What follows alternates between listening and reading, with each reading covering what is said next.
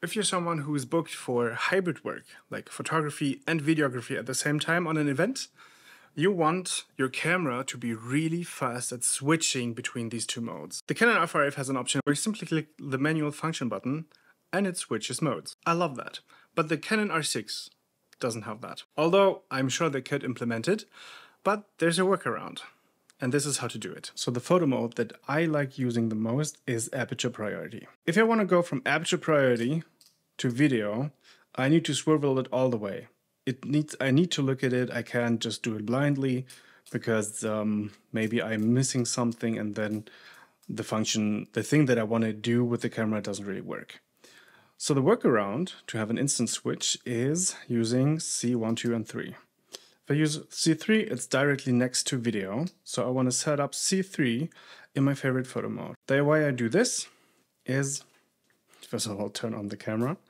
I go to aperture priority and then I set up the camera the way I like using it most. I like using auto ISO up to 12,000. I have exposure correction just in the middle. I have aperture all the way up and I have a minimum shutter speed of 160 or 125. It's 125. You can also set up white balance. I have it on auto white balance because I shoot raw anyway. I also like using the single photo mode because in my opinion,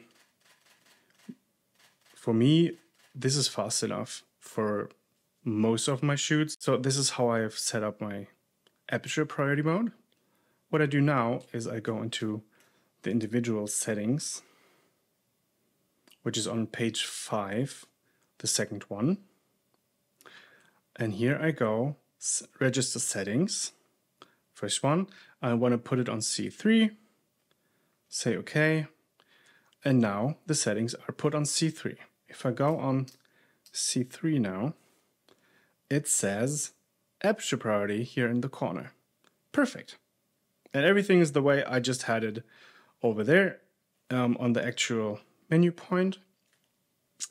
And the good thing now is from here, I can just switch to video and I have my usual video settings, right? I can set up the video stuff the way I want to work, the way whatever I'm needing. And for hybrid work, I can simply switch to aperture priority. Another important topic is autofocus. If you want to see the, in my opinion, best button placement for any camera's autofocus, then you should go along and watch this short video here. Have a lovely week, have a lovely day. Thank you for watching, and I hope to see you next time. Bye.